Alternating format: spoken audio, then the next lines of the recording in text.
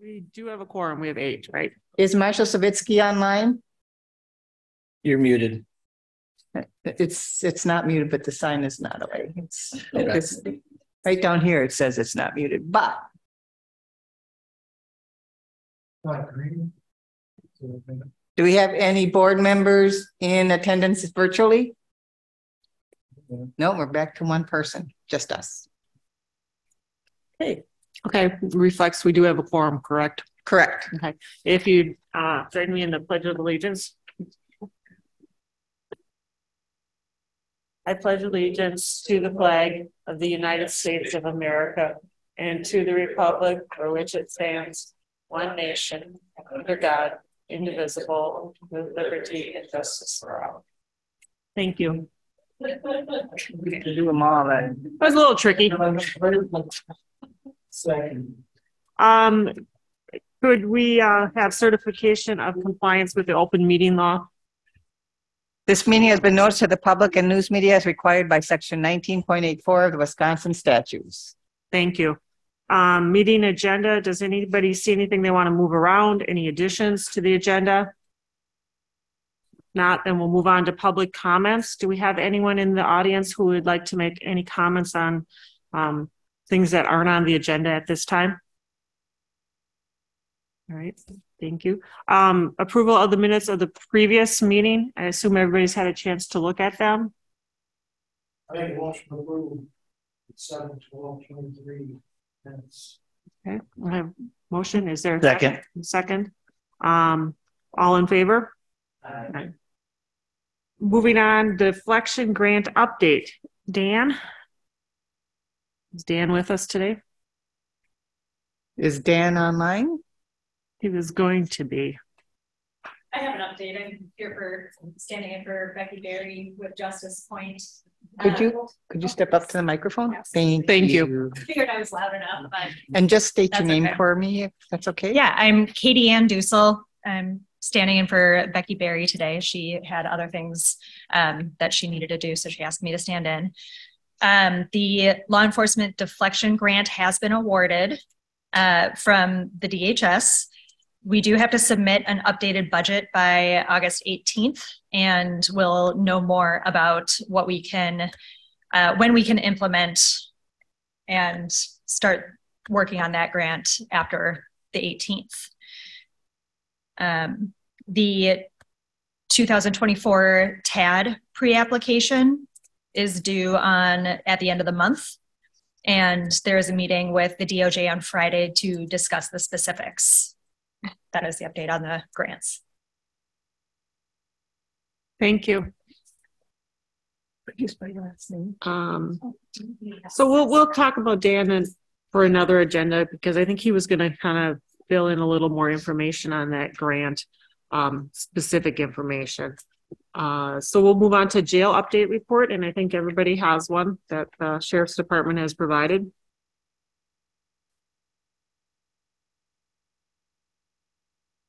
Does anybody have any questions?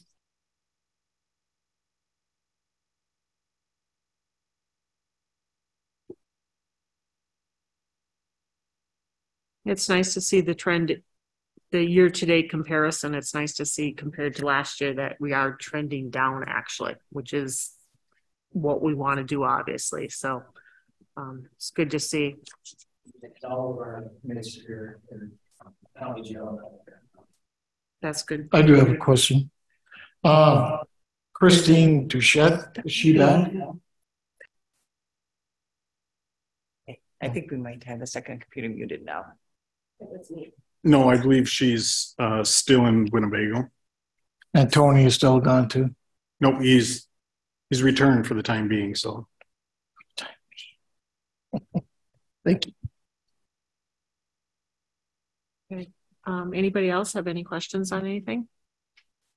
Okay. Unemployment rate still remains very high. What's that? The unemployment rate. So brainstorming, we did do a little, when Mike was here, I think at our last meeting, we talked a little bit about the possibility they were getting that shop up and running. I think you were here, Lieutenant, about if there could be some type of work program, release program through Huber that they could go to acquire skills in that shop, woodworking skills, automobile skills, that type of thing. And I think Huber there would have to be something involved with charging them to attend that, or, I mean, is that a possibility still? Or is there any way that, what would we need to do to make that work, in other words? Currently, they would have to be a Huber sentenced inmate to be able to leave the facility to attend anything of that nature. Myself, Andy, and Becky Berry met with a gentleman from Northwood Tech a couple weeks ago in regards to some programming that he's going to get back to us on. So, okay, all right, okay, good. I mean, because that seems to be a big component is trying to get people some type of skill so that they can go out and find a job where they can make a decent living, right? So I'm glad to hear you guys are meeting and working on that. Yeah, we were meeting kind of along the same lines of trying to find additional programming for inmates that would give them some job skills. So Northwood is doing this in a couple other jails, everything from like blueprint reading. I mean, there already is the literacy and the GED programs, but this would be like blueprint reading or something in the machine tool area. But like the Deputy Willer said, have to have a Huber sentence to get out of jail to go do the training. And the other thing when you look at our jail numbers is we can compel, actually our pre-sentence individuals can take advantage of jail programming as well if it's in the jail. So, but we are focused on that specific element of unemployment being a consistent factor in the inmates. Has anybody reached out to the college, to LCO, to the college? Because I know they're doing a lot of certificate programs, 8-week programs. They were running one like an 8-week welding program. They were running a lot of certificate type programs for, limited periods of time where you walk away and you have a certificate to do a specific skill.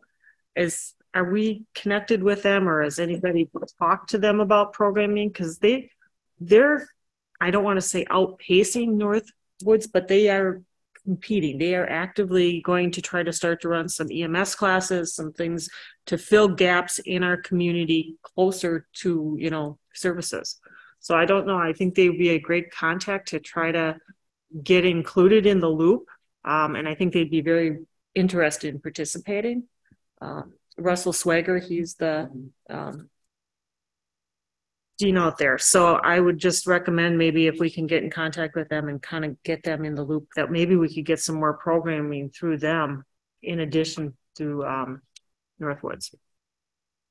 I see you have 25 in the Huber wing. Are they actually Huber authorized? Because sometimes you move people around depending on the facility.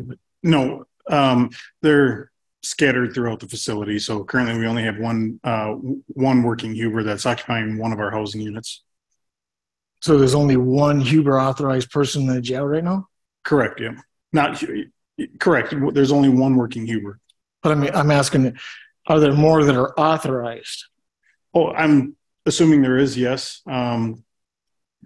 Choosing not to search for jobs. They just, writing their jail sentence out, not seeking employment. I understand that. I was just curious, as far as if we have the ability to get them out and about, I was just curious how many would have that chance if they wanted to participate.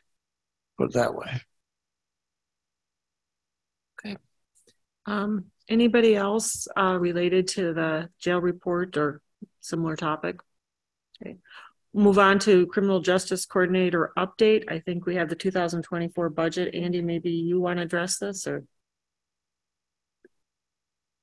I can't. I have not gone through the budget with them yet. We actually have a meeting Friday with Justice Point to go through the 24 grant, which would drive the 24 budget. So is that something we should put on next month's agenda? Yeah, keep it on, sure. So we can, by that time, a budget should be presented and we should be able to have a copy of that budget. Okay. All right, we'll put that on next month. Opiate budget discussion. I think, Julia, you were kind of filling in the holes here. So.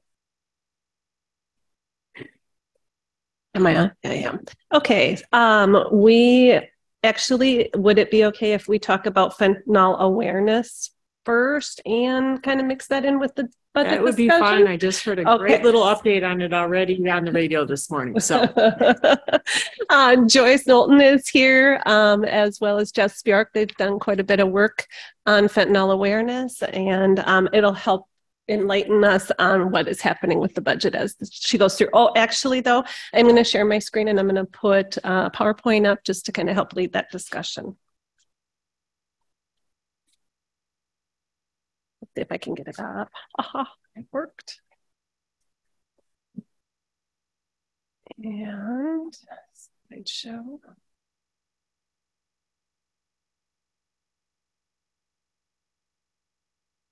Okay, you're on. Good afternoon. So I've just put this PowerPoint together to discuss fentanyl awareness in Sawyer County. I assume it is. Oh, Can you see? now you're in the dark. That's okay. I live that way. So.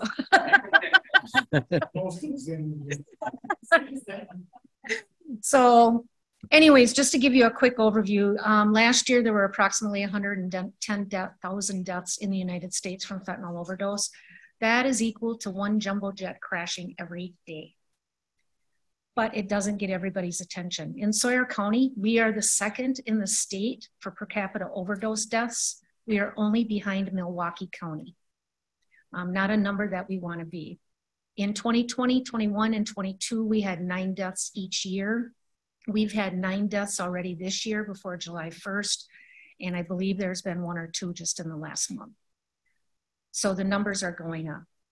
Also, responding to overdoses in Sawyer County is a significant burden for EMS and for law enforcement. It is tying up significant time for them. So as you know, we did a gap analysis in Sawyer County Public Health, and one of the main issues was awareness.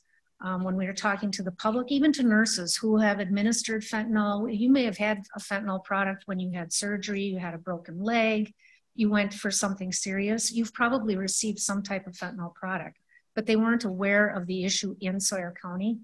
And community members, and I'm also doing an interview of people who are in jail that are Sawyer County residents who have substance abuse issues. And many of them are not aware that fentanyl is in marijuana, and it's really scaring them. So they figured it's in heroin, like a lot of the public. It's in heroin, it might be in meth, it might be in the bad drugs, right? But it's also in what a lot of people consider minor drugs, which is marijuana. And it's also showing up now in vapes. So the immediate response, the only thing that we could do essentially that is immediate was to become Narcan distributors. So we provided Narcan training. We put out a call to see if people would like the training. We got so overwhelmed, we actually had to create online training. Since May, over 200 have received training, and we've issued over 72 boxes of Narcan at this point. So we also created a Sawyer County Fentanyl Awareness Team. And on this team is all law enforcement for Sawyer County. So the Sheriff's Department, the city and towns of Hayward PD, LCO PD, we have LCO Health Center is represented, the Wellness Court, Public Health, obviously. We've met with the schools. We have Stacy Hessel and Jim Miller also on this board. And then Mark Manty, who is a concerned community member and a good organizer. And then Kim Dale, who is a parent of a child who was raised in Hayward and died from fentanyl. And she's also a business owner. So our motto is, don't be fooled by fentanyl, your future depends on it. Our mission is to raise awareness in the community to the risks and dangers of illicit fentanyl and provide the knowledge to help save lives. So this started in May and we've been going gangbusters. I'm gonna pass some stuff around. You can just take a look. You can keep some of it if you'd like, but there's a lot of different things in there. We've created flyers, and I have to say a lot of this is thanks to Advanced Printing, who has really stepped forward and maybe put us ahead of some other jobs that they should have gotten done at a different time, but they've really helped us out. So we have flyers, we have billboards that are going up. You're going to start seeing them around Hayward. We have road signs that we are going to be posting through the entire county, not just in the Hayward area. We've counted all of the cities and townships in the entire county and figured enough signs that we can place in every community. We're going to be in the local newspaper. There is just an article this week. Also on the radio station several times. We have created a video to be shown at the local cinema for ads, as well as to get put on the videos that you see at the gas stations. So we're trying to get as much coverage as we can. So Kim Dale, who is the parent whose daughter died from fentanyl, has created a nonprofit website, a nonprofit and a website called Forever Joy. Her daughter's name was Cassidy Joy. And she, in our presentation that we are going to be giving to the community, tells Cassidy's story, also talks about her nonprofit and her website. And the website is important because eventually that website will be receiving donations for this campaign. And so it is the sustainability part of this marketing. So once we have done the major push, then the Forever Joy website can collect the dollars that can continue this campaign in the future. So we've created a presentation. In the presentation, we have education about fentanyl and also Narcan education, but then Kim also gives Cassidy's story. And then Sheriff Mrotek also talks about the law enforcement aspect of fentanyl and what it's doing not only to our community, but what law enforcement is trying to do to fight it. So for the most important for me personally is our kids. And so we've met with the schools and we are going to be providing a teacher in-service training at LCO, at Winter, and at Hayward schools. We will be sending out invitations to board members of all of the boards in Sawyer County that we are aware of and invite them to attend one of these in-service trainings so that they can see what it is that we're talking about and show support. We've got right now approval to do it also for the student body at Hayward. LCO and Winter both want the presentation to the student body also, but they are waiting for their school board approval. And then of course, we're also going to be doing community presentations. We've talked to LCO about possibly doing a community presentation at the casino where everyone is invited. And also the churches, there's some groups, maybe town hall meetings, things like the Lions Club, the veterans, that may also want presentations. So we've already marched in the Muskie Fest parade, carrying a banner. We handed out information about fentanyl, stickers for the kids. And then we were also present at National Night Out at both LCO and at Hayward in the last week. These are the events that we currently have scheduled. So as you can see, we're going to be in the newspaper. We're going to be on the radio. We have the billboards going up. We have the ads. And we're also going to be at things like football games and concerts and not just sports related. We want to get it out to the whole community. This needs to be a community effort. We will also be presenting to the Chamber of Commerce. In the support part of this is how can we help now? There's a program called School Pulse that we have met with the schools. We've had a demonstration of it. It's essentially a text program. It's evidence-based, but it checks in with the kids 3 times a week, asks, how are you doing? They push out positive information. How do you deal with breaking up with your boyfriend or girlfriend? How do you deal with somebody in your home who has substance use disorder? And the kids can actually respond and ask for help if they want it. This company has had kids who have said, I'm suicidal, and they've been able to walk them through that process so that they don't commit suicide. But they've also had kids contacting them saying, you know, my brother is using, my parents are fighting, I don't know what to do. The people on the other end of that line are actually licensed professionals.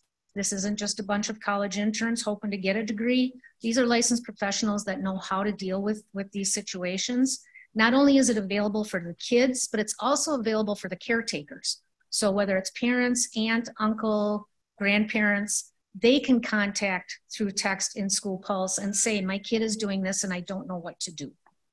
Or do you have more information about this? So it's a full wraparound service. Kids Pulse is, so School Pulse is for kids who are aged 13 years old up through 12th grade. Kids Pulse is for younger.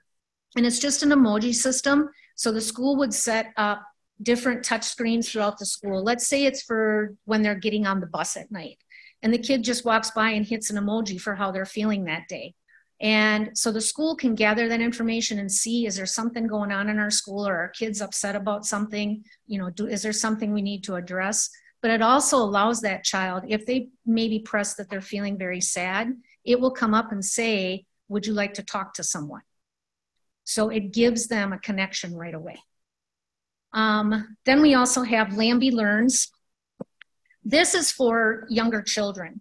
And this is more for law enforcement, for child protection, for maybe even in the hospitals, OB was recommended.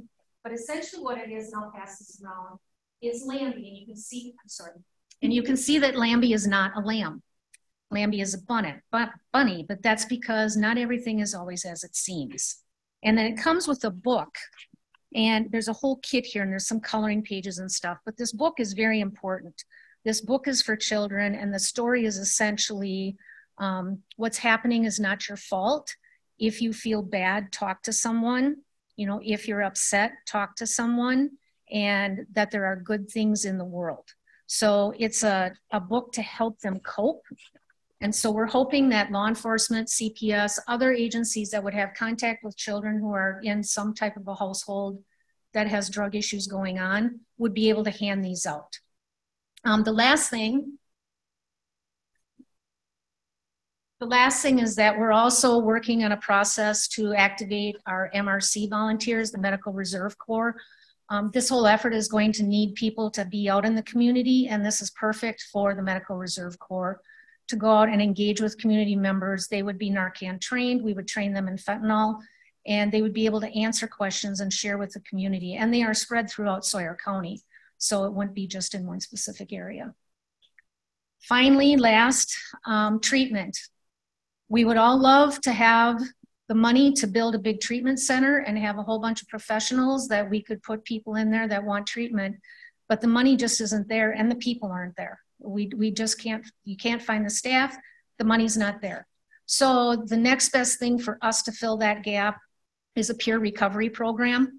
And we have currently hired one recovery coach, and those people actually meet with someone who, let's say it's somebody who's being released from jail, and they want to get into treatment, but they can't get in for 2 months because there's a waiting list. This peer recovery coach can essentially be like their battle buddy and help them get through that process. And once they're in treatment of any kind, even if it's telehealth, they can still be there for them to help support them. And then you already know about the grant that has been received for the law enforcement deflection program. It also includes a certain dollar amount. We're going to be contracting to provide training for medication-assisted therapy. And this is for first responders, law enforcement, EMS, fire, and jail staff. So they understand what medication-assisted therapy is, and to help starting to reduce the stigma around substance use disorder and getting treatment for it. Any questions? I kind of zipped. Sure, go ahead. What grade level is it Lambie for? That is a good question. It's young. Go ahead. Yeah. There isn't an age on it. It's meant to kind of for the younger kids to help them through the process for not understanding maybe what's going on at home. But there isn't an age limit on it. You could do it to any kid that you would read a book to. You could do it for teenagers as well. Yeah. So. Thank you. Yeah. Lambie. And if you're interested, search Lambie Learns online. She actually reads the story online. It's short, but it's very effective. Any other questions? Thank you very much. Okay, thank you. It's going to be a great rollout because, like I said, I already heard about it on the radio this morning. So It went good. I didn't get to hear it. Yeah, Wonderful. basically exactly what you went through. I was listening to WOJB did the exact. These are the members that are involved. This is this and Excellent. What Nice. the rollout was going to be. So you already are getting some. It's nice when a plan comes together. Yes. Mm-hmm. Thank you. Uh-oh. See if I can get rid of this and open up this.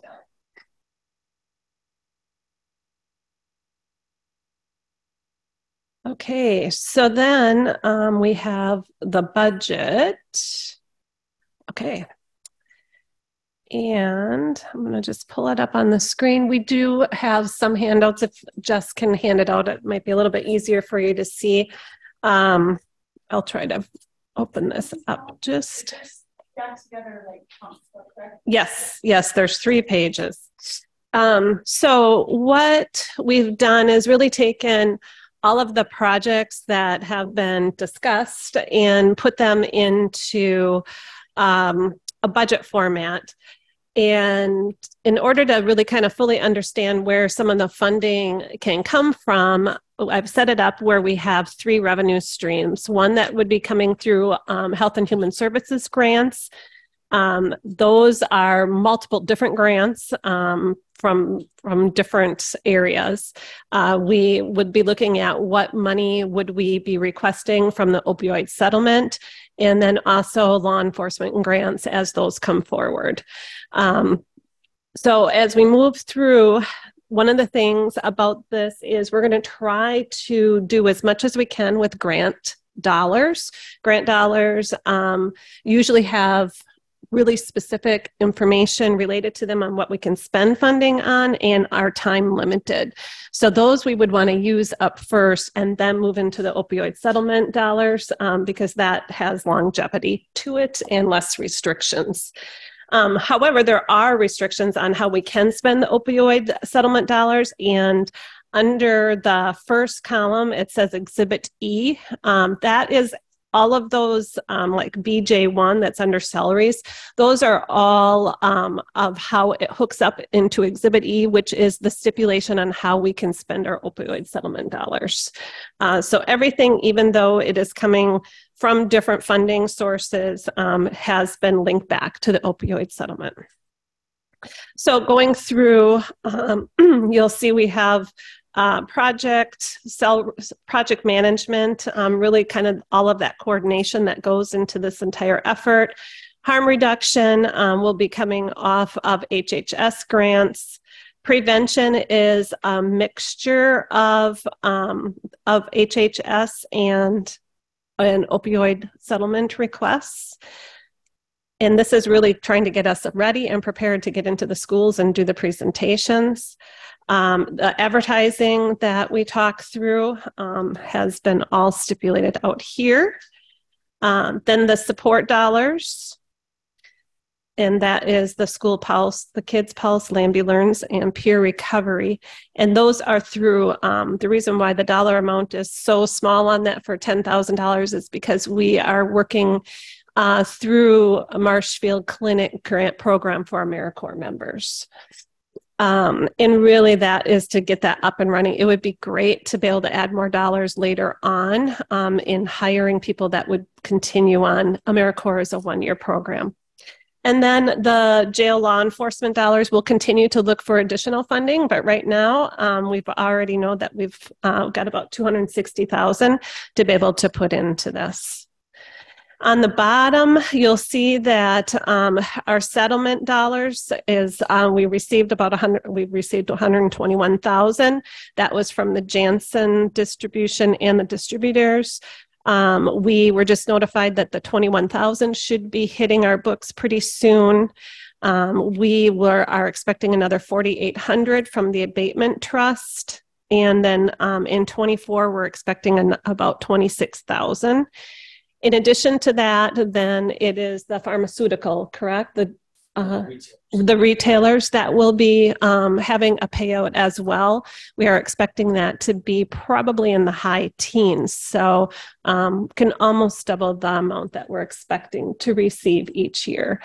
So when we look at everything, we're asking for $127,000 from the opioid settlement. That leaves us still $46,000 and some change left.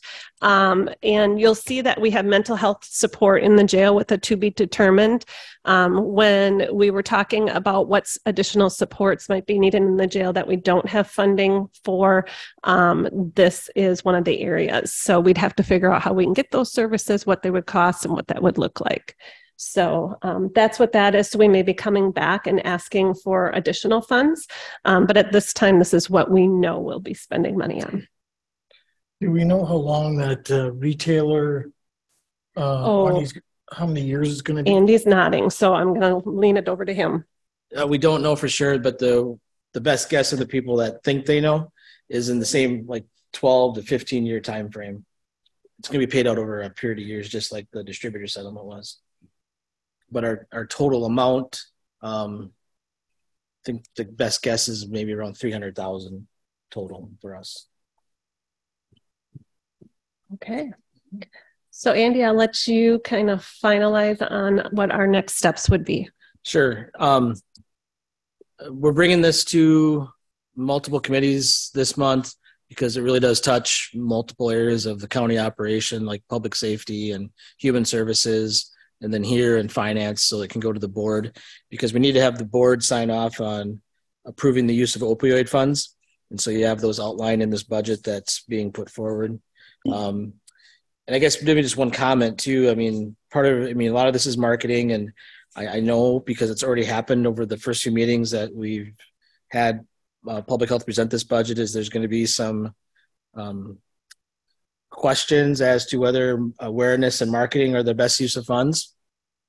And even if, focusing on opioids and fentanyl, whether there's not other things we should focus on. So we expect some questions, but I think the point is we had to start somewhere. We believe we have a crisis with opioids and fentanyl that we need to not be dragging our feet to get the word out and make sure the public's more aware. So we're trying to move it forward.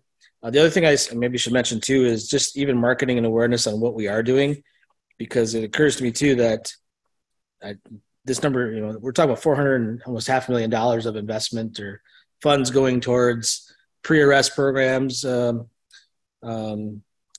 enforcement training, as well as the substance misuse. Really, the other piece that's not in here that is part of this is the $300,000 we've already have invested into the diversion and treatment court for post-arrest. So we should probably add that for the full county board. I think update that. Yeah, because that's really, we're starting to put the pieces together of prevention, harm reduction, pre-arrest diversion, post-arrest training, or post-arrest assistance, the peer recovery. So there is a lot of pieces all working hopefully in unison to address this issue.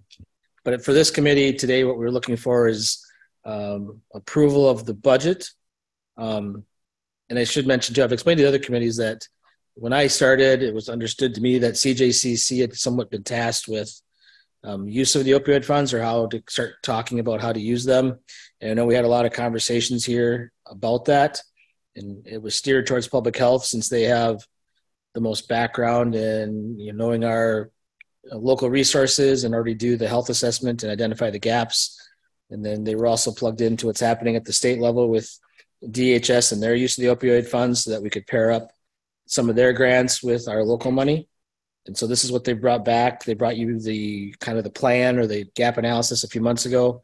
This is the budget, and that's being presented for you to hopefully approve and send on to the next county committee and to the board this month for approval. Go ahead, Mark. I just have one thing, as far as the people that would bring up the fact or the point or whatever, as far as why are we going advertising and putting up billboards and stuff? I guess the question to them is, what else would you like us to do? If they're going to bring up something like that, then I would say, do you have an idea of what we should do? Well, I think it's really important, like you just talked about, to show that this is just one piece, okay? Because if people look at this and they say, oh, that's all you're spending all that money on advertising and you're not doing these other things. I think it's really important to say that this is only one piece of the whole thing that's being accomplished. And I think putting those numbers together in connection with this is really critical to buy-in, probably. And then I would like to make a motion to approve the budget. Okay. I have a motion to approve the budget as presented. Is there a second?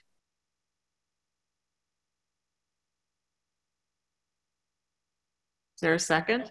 I guess I can second it. Can I am on the board. I forget that. Yeah. I second that. Okay, we have a motion and a second to approve the budget as presented. It's further discussion. Anybody?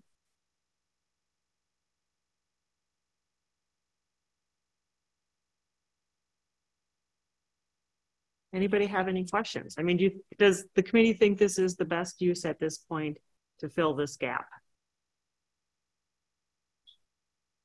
Maybe, can I just make a comment? Maybe Yeah. The thing I've shared with the committees. So I think we've had multiple. I think the conversations have been good to get multiple partners involved. We've had conversations like even when we talked about the Narcan vending machine and pulled together law enforcement. And I think the other thing that to explain to the public and our elected officials is if they watch what other counties are doing with their opioid funds and their approach, in this area, it might be very different than what we're talking about because our problems are different here. I think we've shared before that if you talk to our neighboring counties, I can't say all of them, but the ones I've talked to, they're still talking about making sure their officers and EMS have Narcan and know how to use it. We're long past that. Like we use it on a weekly basis here, whereas they don't. They really don't identify, and they have not. I think they're seeing starting to leak into their counties the opioid issue or fentanyl, but up to this point, we are an anomaly in this area, and so our approach is different. Yeah, the only comment I would have is I really would like to see some more mental health services in the jail. And I know you guys are crying for it too, that you need it in the jail. So I know there's $46,000 left here. The county is still contracting for services, health services in the jail, correct? But we don't have a mental health provider at this time, correct? Yeah. Yeah, it's a staffing issue. Yep. It's currently contracted through ACH. Yeah. And so they're not fulfilling their contract by providing the mental health services that are written into that contract? Right. We're not paying for them either, but they're not able to staff it. Yep. So we're basically at zero at this point. So yeah, and I just was on a call today to reach out to other counties to see how they're managing to fulfill that and trying to get some leads on some counties that are able to do that and how they're managing it. So do you think there's any way within, and I haven't looked at the county budget, don't want to look at the county budget anymore, but do you think there's any way to get a position, a regular mental health counselor, if we could find somebody, which I know is a problem, position full-time in jail? I was going to go different direction. You ended the sentence differently than I thought you were going to. I don't know about in the jail. I mean, certainly more mental health services in the jail we know are needed, and maybe a different approach than contracting with the current provider. But I think, and I don't want to stake out anything without knowing, I think the conversation internally is going to change on our mental health services, period. Good. I'm glad to hear that.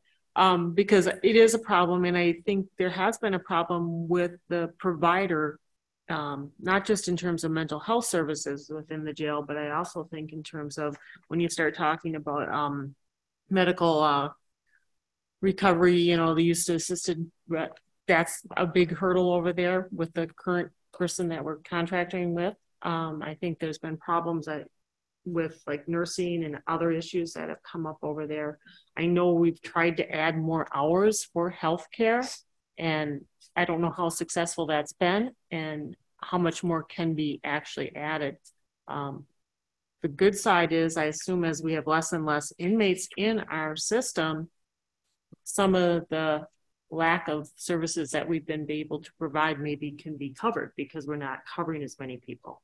But that would be my only comment, is I really think we need to put some money somewhere to try to up our mental health services. And maybe that's the 46,000 plus some additional money that can come from somewhere else. Yeah, that's not even including the additional 18 that we're expecting to come in. So there and additional grant funds. But as I look at the Exhibit E, that is something, if we're looking at mental health, it is something that can be funded through opioid settlement dollars. Thank you. Anybody else have I any think the comments? sheriff did. Sheriff.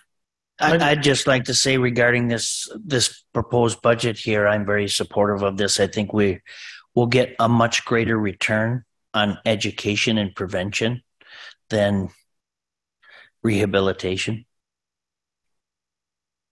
Thank you. And I think you're right. Actually, it's usually better to spend money up front than to spend money on the back end. So this is proactive, right?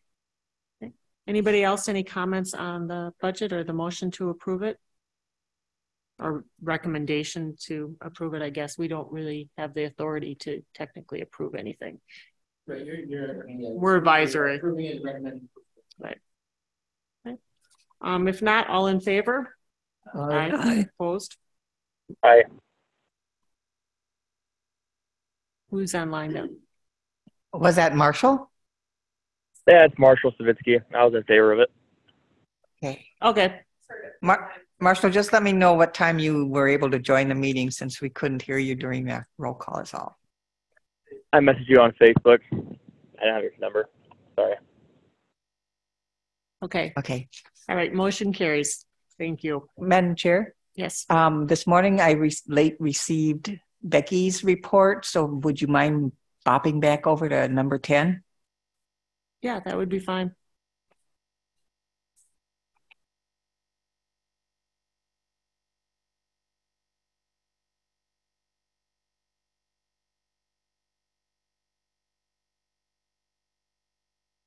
Okay, so I'm Heather Lissard, presenting the our Justice Point numbers for Becky.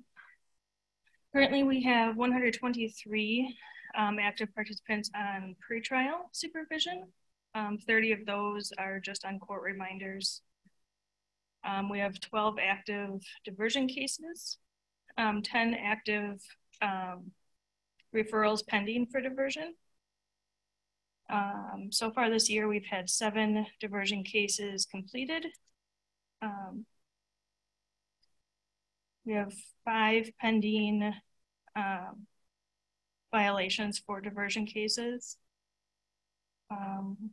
For pretrial, we have 16 people on our wait list, which 12 are incarcerated, and then 17 new bonds that are pending intakes being completed, 9 of which are incarcerated. Does anyone have any questions? If not, thank you very much. All right. Julie, do you have anything else for us, or is that? Just that we are now fully staffed in YJ and going through training and trying to really look at the programming and thinking about really YJ and CPS in totality and the courts and how that is all going to be working together. I know Bruce and the judge had reached out to me earlier, kind of like, what have we got going over there and how are we doing on staffing? Probably looking at maybe working with the state and pulling us all together with the new judge when they come in and making sure that we're all kind of moving forward in step with one another. So looking forward to that. Good. Thank you.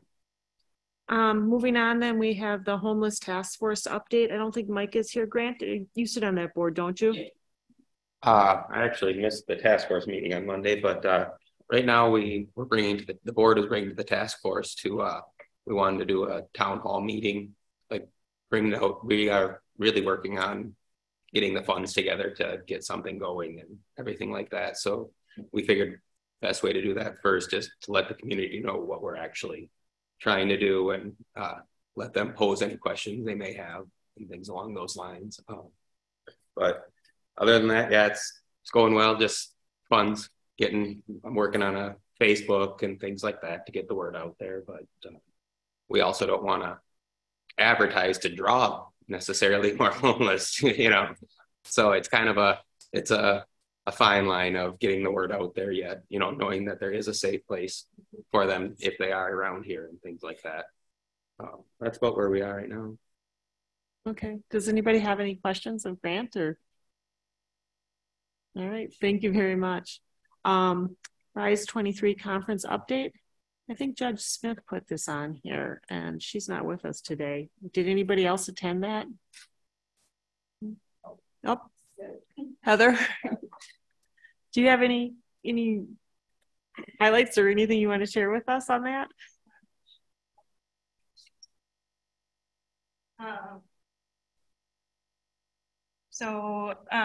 Justice Point, through the grant, we sent 6 people to Rise 23, 4 of which were actively on our recovery court team. Becky as our supervisor, and then Katie and Dussel as the diversion coordinator. I know LCO Healing to Wellness Court sent, I believe, 4 people to that. So that was 3.5 days in Houston of conferences, covered diversion, pretrial, family court, tribal courts, mental health, treatment and recovery courts, pretty much every topic you could think of. There was over 7,000 participants or attendees there. So there was a lot of information for pretty much every position. We do have PowerPoints or handouts available from a lot of the presentations for specific breakout sessions and stuff if anybody's interested in anything specific. Thank you. It sounds like it was quite the event. Was it hot? Very hot. Houston isn't the place that you want to go in the summer. Is there any way we can put a link or something up to some of those presentations? I don't know if that could be on the county website or if it could be on the board of supervisors or just to this committee or somehow so that people would have access to. Maybe you can pick out what you feel were the most important ones, a handful. Find a few of the bigger, more important ones and then send them to you, Lynn. Mm-hmm. Okay. And just forward to this committee? That would be great. I think that's a great place to start. Yeah. I don't know. Andy, do you feel like you want them anywhere else on the whole website or just on the committee?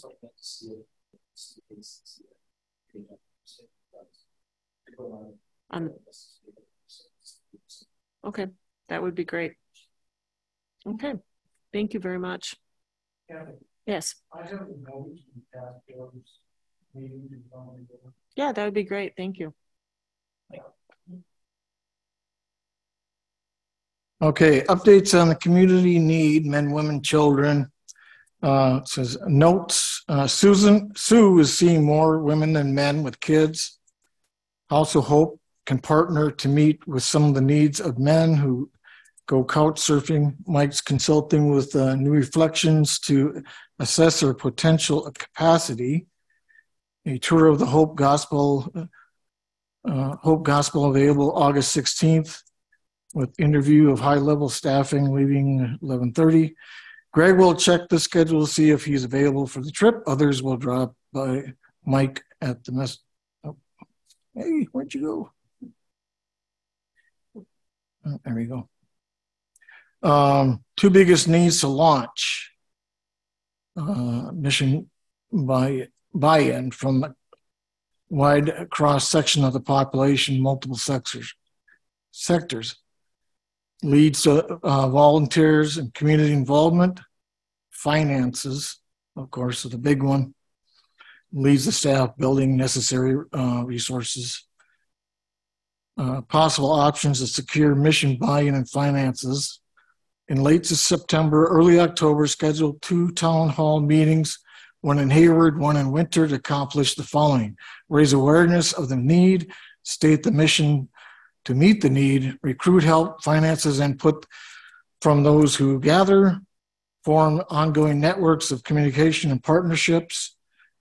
Mike will make agenda for the town hall meetings and pass it along to the task force. Gary and Mike schedule dates for presentation in the Hayward Winter area, consulting with the churches and the pastors. Make a list of tasks to do that can be brought to these town hall meetings for people to sign up. A radio show to advertise ahead of time, present to the Chamber of Commerce, and then messaging it isn't just for them, it's for you. It's for the kids of those who are homeless and addicted. And the next meeting is September 11th. That's it. September 11th. At the church, right across. Yeah, right.